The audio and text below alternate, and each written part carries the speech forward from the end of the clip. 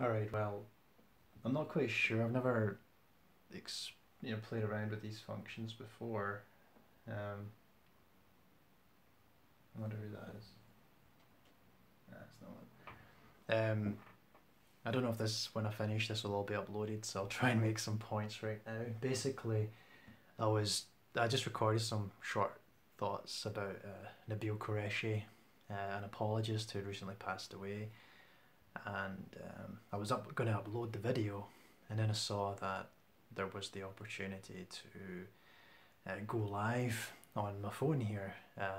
So I thought I would just go live because it would save me the process of trying to upload and everything. This way, it's kind of like a one and done sort of deal. So yeah, basically, I thought I would just do it this way. So all right, I don't think I have an audience just now, but that's fine. That's fine. I just want to put my thoughts out there.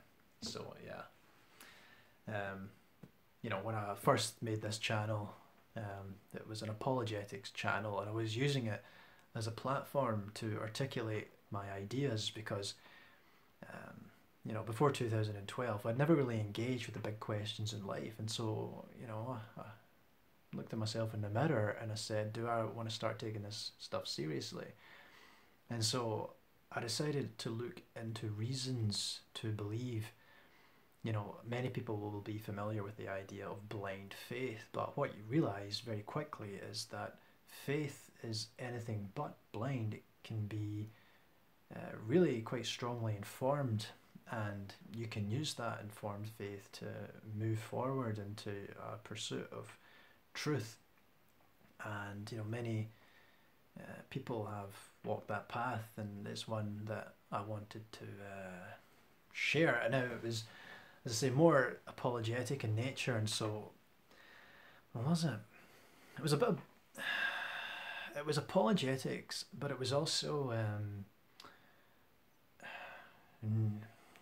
yeah, it was mostly apologetics. There was actually near death experiences, those kinds of testimonies that actually stirred me up and inspired me the most. Those got me asking the most questions, as I was quite skeptical in nature. So when someone would tell me that they'd passed, that their heart had stopped and they'd passed on to the other side, that just intrigued me like nothing else. However, that's all by the by, because if it was all a big load of nonsense and there's no reason to believe in it, then why give any credibility to such stories? Really? Is that really the way I thought? Maybe not, but that's the way I've articulated it here, so we'll just run with it. So I quickly came across people like William Lane Craig and John Lennox. And John Lennox was my favourite apologist, and there's so many others, and obviously Ravi Zacharias is quite an eminent apologist, and I greatly admired his work too. And the thing that fascinated me most about Ravi Zacharias was the fact that here was someone who didn't look like me. Here was someone from another walk of life, from a different part of the world, coming to believe in something that that there's no you can't really apply the genetic fallacy, as it were. The genetic fallacy says, the only reason I'm a Christian is because I'm born in a Christian country. Well, Ravi Zacharias wasn't, and he came to embrace Christianity. So that just, those kinds of testimonies add the most credence for me, certainly. So, through those kind of videos, I came across Nabeel Qureshi, and Nabeel Qureshi was again someone who intrigued me because there was someone again from a different walk of life coming to embrace Christianity, going from Muslim to Christianity. And now that takes a lot of courage, because Muslim families are usually quite close knit, and going against the grain, leaving the religion, is in certain parts of the world punishable by death. So that's something that would get people noticed, get people turning their heads and thinking, well, what's going on there? This is quite interesting, and naturally it intrigued me. But it's not just necessarily people from other faiths, coming to embrace Christ. It's like people from positions of no faith, And again, that's just not in terms of apologetics. You know, as I mentioned before, near-death experience, I find that the stories that are a lot more compelling are those that come from atheists. You know, people who would say, you know, I was a staunch atheist and then I had some experience happen and was involved in an accident. Next thing I know, I'm experiencing consciousness outside my body. I am seeing things from vantage points that are completely inexplicable because, you know, I was on the ground dead. You know, I could hear things and I could see things that I just couldn't possibly have heard and seen from a physical body. What's going on here? You know, and they'll testify that their cognition was greatly enhanced and that everything was so super hyper real, and that coming back to their bodies and, you know, living out this life in comparison to what they've experienced on the other side, this is like a dream. So those kind of testimonies come from people who don't believe in a God per se. Those are the stories that really stick with me. And you know, it's not like these people come back and then they're raging zealot Christians. A lot of people who have these experiences, you know, they write about them on websites like IANS and NDERF, NDERF.org. They write on there and they say, well, you know, I was an atheist and I'm still, you know, I'm still quite atheistic, still quite agnostic, don't really hold to a religion. You know, it's quite overwhelming what I've experienced, but I'm still trying to make sense of it. You know, those are the kinds of stories that, like, you know, pique my interest, because you know that these aren't people trying to sell a book or sell you on a story or whatever, you know. So yeah, that's why I like to see people coming from a different perspective and then moving towards Christianity. You know, the thing about pursuing truth is that it's not really a uniform pathway at all. I mean, that's what I've kind of called this video, Nabeel and Truth. I'm kind of reflecting on Nabeel and Truth. You know, and as I say about Nabeel, I don't know him personally, right? It's not that kind of video, but I had followed his story and I had always like checked in on his apologetics and listened to him speak. And when he was diagnosed last year, you know, I was following him on YouTube and I was praying for him and his family. You know, there's a young man, 34 years old, 2 children. I think one of them's not even born yet or has only just been born. You know, he was an accomplished man, you know, academically. He was a medical doctor. He had doctorates in theology and religion, you know. Very accomplished man. He'd done a lot for his years. And that's the thing. It's not the length of the life, it's the quality of the life lived. And, you know, dying at 34 years old, I mean, who does that put you in mind of? You know, Christ. There's someone whose life was relatively short, but the impact of it was profound, so much so that we measure the date by his coming into the world, you know. It's the year 2017, you know. That's where we get that from. So, you know, a short life can be really, really profound. And of course, the Judeo-Christian ethic has had quite an extraordinary impact on this world, and you know, we thank that tradition for our Western liberal democracies. And you know, that's it kind of ties back into this question again, you know, or just back into the theme, you know, moving from of Nabeel's life, you know, from Islam to Christianity. You can certainly see how the Christian apologetic, I think, is the one that's most beneficial to the well-being of human beings in this world, I would say, because if you again look at Islamic cultures, you can certainly see, you know, that there's a very volatile and aggressive manifestation of that faith. However, you know, there's elements of aggression and volatility, if that's a word, in every religion. You know, we saw in the history of Christianity how people would burn others at the stake, you know, and do terrible things, you know, just embarrassments to truth and to the Lord. You know, and even today we see a lot of that, you know. When I think about pursuits of truth, you know, actually I've been following David McMurdo. If you're on my channel, there's a chance you've probably heard of David McMurdo. If you haven't, I'll put a link in and you should definitely subscribe, because pursuit of truth is just so inspiring and engaging. And again, it's one of these testimonies that are particularly interesting to me, because then there again you have an individual who wasn't raised Christian but came to embrace Christ, and that to me it just stands out. It just glimmers and it catches my eye, because I just find that fascinating. I don't know why, I just find it so fascinating. I guess it's less expected. I guess that's what it is. If someone's brought up Christian and they live out their life as a Christian, so be it. But the thing about David is he didn't just say, "Oh, I'm a Christian now," and then go to church and that's him.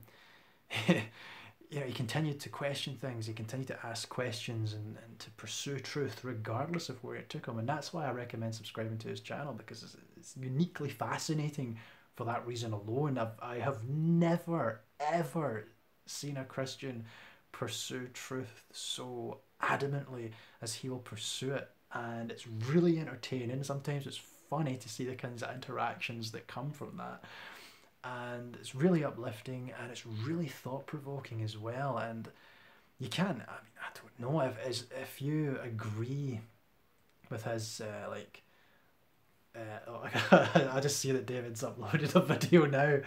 Let's just see what he's put up here. It's only a 3-minute video. Forget men, God sees everything. Well, he looks quite serious in this video. David, come on. Let's watch it together. Nah, I don't know. You might not know this. Maybe I should watch it. Should I watch it now? Would that be interesting? Let's listen. Groupthink of organised religion, and in that video I showed certain Facebook comments that had been directed at me. Oh yeah, that was actually a really interesting video. Who's that? Is that on the back? No, it's not. I'm expecting to go out soon. That's why I checked. No, yeah. Again, David talk. I'm just gonna do the same video he was doing. Yeah, like that's the thing I was talking about volatile expressions of faith. That sort of, because like religion can make you calloused, and it can really box you in to a narrow spectrum of opinion, and you will not let anything challenge that narrow spectrum. As soon as something tries to like open you up to some new idea, there's all these different kinds of mechanisms that these cult-like institutions put in place to stop you from listening to them and to act aggressively against them. And that's something that's, David, if you watch David's channel, you'll see people react to him. And if you're as objective as he is, if you kind of follow the narrative, if you follow the path, the journey that he's on, his cards are on the table. There's no hidden agenda there except to pursue the truth, and it's quite a fascinating thing to look at. I mean, I don't consider myself a sociologist, although I've studied sociology. But from a sociological perspective, just looking at it, and even from a psychological perspective, I suppose as well, just watching the way people interact with someone who's pursuing the truth, and they're not doing anything except asking pertinent questions, and then you can see manifested in his adversaries all these negative and horrible traits, and you're asking yourself, oh my goodness, did I used to be like that, and what's the potential for me to become like that? And it leads to you checking yourself and to make sure, well, I never want to come across like that. And this it takes me back into Nabeel again, because Nabeel passed away at 34 years old, and it's something I heard Brother David talk about again, significant of those kinds of ages. Jesus obviously completing his ministry around 34 years, and I think it's quite poetic that Nabeel passed away on that day. He's in his 34th year. But yeah, it makes you quite sad really when you see people advanced in years who still subscribe to ideas and still hold attitudes that you recognise to be quite carnal, and just to see that stunted growth. And it's something that we should all be very wary of, And again, that's another reason that I was quite enamoured by Nabeel Qureshi, challenging his ideas of and his conceptualization of what he believed God to be or who he believed God to be. I mean, okay, from my perspective, he went from, you know, he went from Islam to Trinitarianism.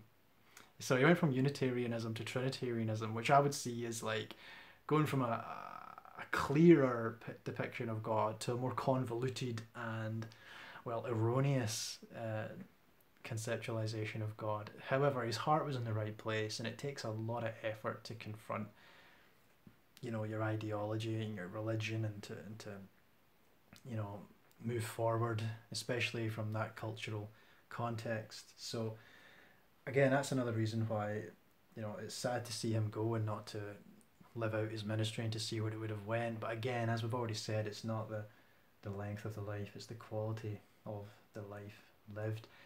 And as I followed, you know, Nabeel Qureshi's updates, I often sat there and I tried to put myself in his you know, in his position as best as I could, as I tried to empathise with his situation and as I prayed for him, you know, as a young father and a minister, you know, and as I lay in my bed, I would try and, you know, look through these eyes at the walls in my room and think, you know, if this was my last few breaths, you know, I mean, how would I still my mind? Where would I find peace? You know, and it can be quite overwhelming to do, but quite an overwhelming exercise that, you know.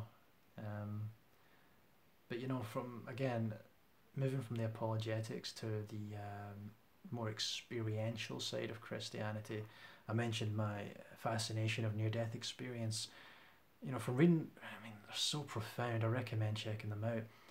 As I say, it's not just religious people giving them, it's atheists, agnostics, all people from all walks of life, and the sense of love and the sense of completeness that they feel as they leave the mortal world and go into a more transcendent reality, if I can describe it in those terms.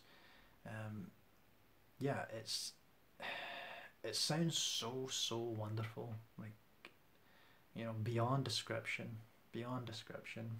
The Apostle Paul goes into detail on that, just how wonderful it is, you know. An interesting fact as well, you know, as Brother David mentioned as well, you know, the Bible doesn't actually talk about the afterlife in a lot of detail, which is not something someone who's unfamiliar with the Bible, you know, they might not see that as making sense. They may think that, you know, the Bible's going to be full of descriptions of heaven and all the rest of it, but it's not. It's more concerned with this life. And yeah, anyway, I think I've said my piece. You know. Yeah, I just find it, you know,